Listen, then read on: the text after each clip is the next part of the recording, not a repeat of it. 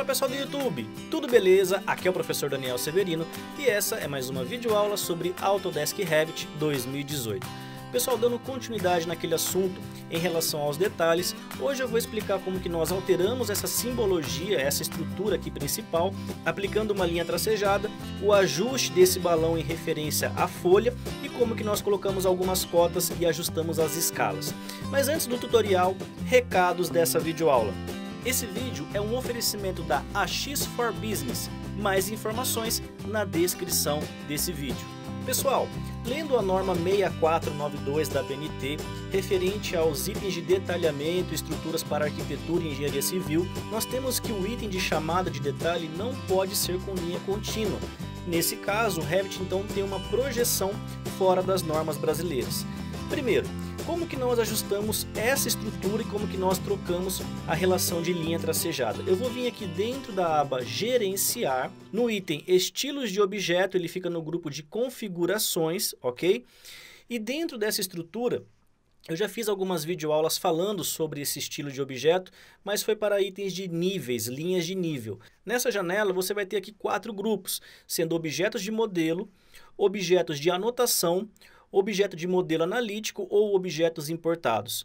Nós temos em mente que uma chamada de detalhe é uma anotação, não é modelo, nem analítico e nem importado. Então, tudo que for cota, níveis, eixos, está categorizado na estrutura de anotações, ok? Bom, para ficar mais fácil o entendimento e até a localização desse item, dentro do item de lista de filtro, eu normalmente desabilito estruturas mecânica, elétrica e tubulação e deixo só arquitetura, pois eu estou trabalhando com o item de anotação da disciplina arquitetura.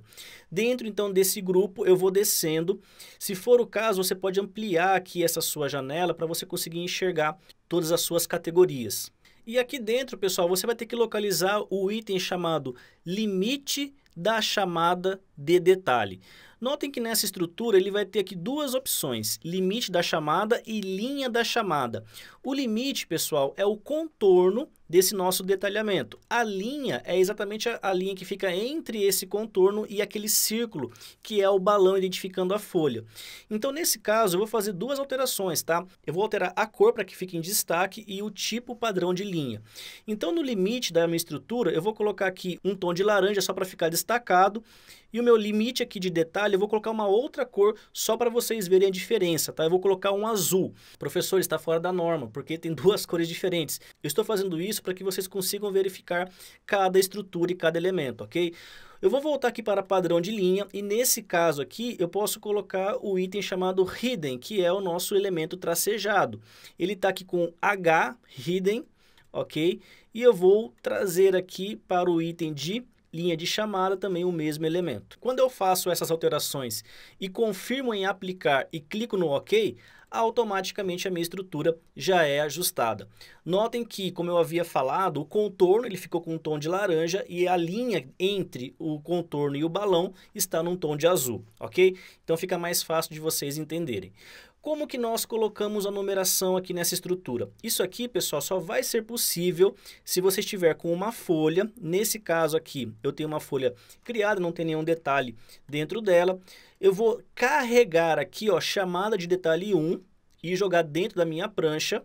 E automaticamente ele se torna o item 1 e essa folha tem o nome de A101.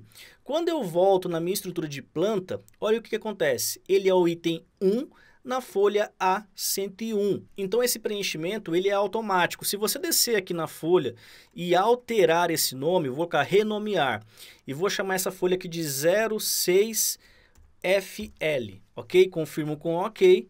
Automaticamente na minha estrutura de planta ele se torna o 06FL. Como eu falei, pela sequência de inserção ele foi o primeiro, então ele se torna o item número 1. Ok? Bom, como que nós trabalhamos com as cotas nesse detalhe?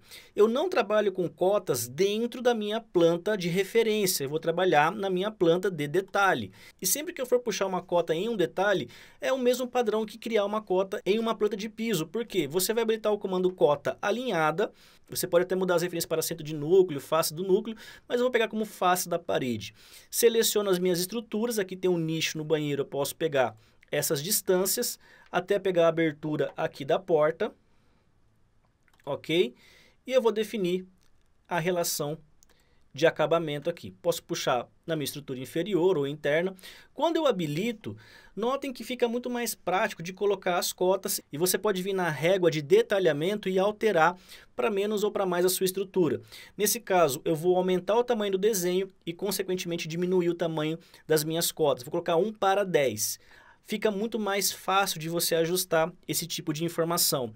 O que eu vejo de alunos, projetistas, alterando a escala de planta de piso para que as cotas fiquem adequadas ao tamanho da sua planta, não está escrito porque tem muita coisa e acaba condensando. Então, para esse caso, é muito mais prático, leve e fácil você criar uma chamada de detalhe e colocar suas cotas em cima dessa estrutura. Quando eu volto para meu pavimento 2 aqui, ele continua com a estrutura limpa e se eu precisar das informações internas desse elemento, eu venho no meu detalhe específico, ok? Na folha que eu criei, é demonstrado com a escala correta e acaba que sendo muito mais prático você trabalhar com essas estruturas. Beleza, pessoal? Então é isso aí. Essa foi a segunda videoaula em relação à chamada de detalhe e eu espero que eu tenha ajudado vocês ainda mais no dia a dia de projeto aí. Pessoal, recados dessa videoaula. Se você gostou, clique aí no gostei, curta e principalmente, pessoal, compartilhem para que mais e mais pessoas possam aprender a trabalhar com o Revit gratuitamente. Quero deixar meu forte abraço, meu muito obrigado e, como sempre,